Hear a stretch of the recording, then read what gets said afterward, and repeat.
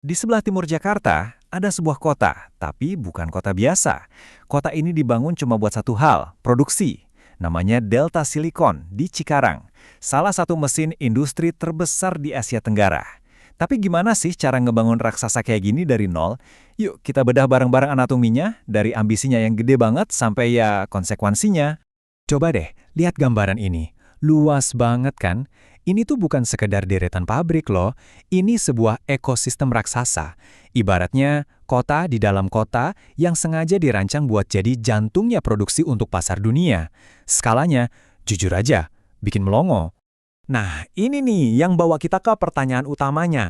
Emang gimana caranya ngebangun kota industri semodern ini dari tanah kosong? Delta Silicon ini bakal jadi studi kasus kita buat ngejawab pertanyaan itu.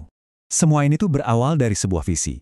Jadi, di tahun 1987, pengembangnya PT Lipo Cikarang ngelihat lahan kosong ini. Tapi mereka nggak cuma ngelihat tanah, mereka ngelihat potensi buat sesuatu yang jauh lebih besar. Coba kita lihat, ambisi apa sih yang ada di baliknya? Dan visi Lipo Cikarang itu lebih dari sekedar, ya pabrik. Slogan mereka ini nangkap idenya dengan pas banget. Mereka mau bikin kota mandiri, tempat orang bisa tinggal, kerja, sekaligus main, semuanya di satu lokasi yang sama. Praktis kan? Oke, buat ngewujudin visi segede itu, jelas butuh lahan yang nggak main-main. 3.250 hektar. Biar kebayang ya, itu tuh luasnya lebih dari 4.500 lapangan bola. Skala proyeknya emang luar biasa. Tapi kan visi aja nggak cukup dong. Nah, sekarang ayo kita lihat gimana mereka benar-benar ngebangunnya.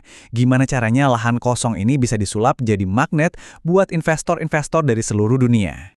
Ini dia nih resep suksesnya. Pertama, lokasinya strategis banget, pas di antara Jakarta dan Bandung. Kedua, ada akses tol langsung ke pelabuhan dan bandara. Terus, ini yang penting, semua itu didukung sama fasilitas kota yang udah jadi. Jadi, setiap elemen ini saling ngedukung, ngebuat lokasinya jadi ya hampir sempurna buat industri. Nah, ini dia poin kuncinya. Ini bukan sekedar rencana di atas kertas, tapi kapasitas nyata. Coba lihat. Listrik 844 megawatt itu cukup banget buat ngidupin mesin pabrik paling gede sekalipun. Air jutaan meter kubik ngejamin produksi nggak bakal mandek. Inilah fondasi tak terlihat yang bikin semuanya bisa jalan lancar. Oke, fondasinya udah sekuat itu. Terus, siapa aja yang datang buat bangun di atasnya? Yuk, kita geser fokusnya buat ngelihat ekosistem perusahaannya, baik yang nasional maupun internasional yang sekarang nyebut kawasan ini rumah mereka. Hasilnya, wow, lebih dari 1.200 perusahaan. Angka ini bukan cuma angka loh, ini artinya ada 1.200 keputusan bisnis yang beda-beda, dari perusahaan yang beda-beda, tapi semuanya nyampe ke satu kesimpulan yang sama, Cikarang ini tempat yang pas buat investasi. Dan dari diagram ini, kita bisa lihat betapa globalnya tempat ini. Ada pemain-pemain besar dari raksasa industri Asia, kayak Taiwan, Jepang, sama Korea Selatan. Tapi ada juga dari Eropa dan Amerika. Campuran ini yang bikin ekosistem bisnisnya jadi dinamis banget dan terhubung ke seluruh dunia. Keragamannya itu nggak cuma soal negara asalnya aja, tapi juga jenis industrinya. Jadi di sana tuh kita bisa nemuin lini perakitan mobil yang super canggih, di sebelahnya ada laboratorium farmasi atau pabrik makanan.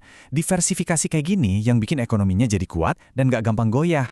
Nah, gambar ini ngasih contoh yang jelas banget. Fasilitas modern kayak gudang pendingin punya PT Suri Nusantara Jaya ini nunjukin kalau Delta Silicon itu bukan cuma nyediain tanah kosong, tapi juga mampu ngedukung operasi industri yang rumit dan butuh spesialisasi tinggi. Oke, kita udah ngomongin soal perusahaan, soal infrastruktur. Sekarang, mari kita beralih ke inti dari semua ini, yaitu orang-orangnya. Mereka yang hidupnya bergantung pada denyut nadi kawasan industri ini. Lebih dari 350.000 orang. Itu bukan angka di laporan ya, itu jumlah orang yang setiap hari kerja, beraktivitas di seluruh kawasan industri Lipo Cikarang. Ini tentang kehidupan, tentang keluarga, dan tentang masa depan yang ditopang sama kawasan ini. Tapi kerjaan kayak apa sih yang disediain buat 350.000 orang itu? Nah, ini salah satu contohnya, spesialis distribusi dan logistik. Ini bukan kerjaan di lini produksi biasa loh, ini peran yang butuh keahlian tinggi buat ngatur alur barang yang super rumit ke seluruh dunia. Terus, ada juga jalur karir yang beda banget. Kayak analis kimia di perusahaan makanan besar. Ini nunjukin betapa beragamnya peluang di sana. Dari yang ngurusin kontainer, sampai yang kerja di dalam rep, Dan gak cuma peran-peran teknis ya, kawasan ini juga ngebuka peluang sampai ke tingkat manajerial. Contohnya posisi manajer rekrutmen ini. Ini nunjukin kalau di sana tuh ada jenjang karir yang lengkap, dari staf biasa sampai bisa jadi pimpinan. Tapi, cerita ini nggak akan lengkap kalau kita cuma lihat sisi baiknya aja. Harus seimbang kan? Setiap pertumbuhan industri yang secepat dan sepadat ini, pasti ada harganya. Sekarang, ayo kita lihat sisi lain dari koin ini. Dampak lingkungannya. Oke, buat ngerti dampaknya, kita perlu ngomongin satu hal. Emisi gas rumah kaca atau GRK. Gampangnya gini, bayangin ini kayak selimut gak kelihatan yang ngebungkus bumi dan merangkap panas. Dan sayangnya, kawasan industri itu salah satu produsen utama selimut panas ini. Dan ini bukan opini ya, ini fakta yang didukung penelitian. Semakin banyak klaster industri yang kita bangun ya, semakin besar produksi emisi gas rumah kacanya. Hubungannya tuh langsung, sebuah konsekuensi yang suka nggak suka sulit dihindari dari model pembangunan kayak gini. Jadi gimana dong kesimpulannya? Oke, mari kita coba rangkum ya. Ketegangan antara kemajuan ekonomi yang tadi udah kita lihat, sama tanggung jawab lingkungan yang sekarang kita pahami. Intinya, Delta Silicon itu punya dua sisi. Di satu sisi, dia itu mesin penggerak ekonomi yang luar biasa kuat buat Indonesia. Menciptakan lapangan kerja, mendorong pertumbuhan. Tapi di sisi lain, dia juga jadi cerminan sebuah dilema global yang dihadapi oleh hampir semua negara berkembang. Dan ini ninggalin kita dengan satu pertanyaan besar, yang lingkupnya jauh lebih luas dari sekedar Cikarang. Pertanyaan ini bukan cuma buat Indonesia, tapi buat kita semua di seluruh dunia. Gimana caranya kita bisa menyeimbangkan kebutuhan ekonomi yang jelas-jelas ada, dengan seruan buat menjaga kelestarian lingkungan yang makin mendesak? Nah, itu dia tantangan generasi kita.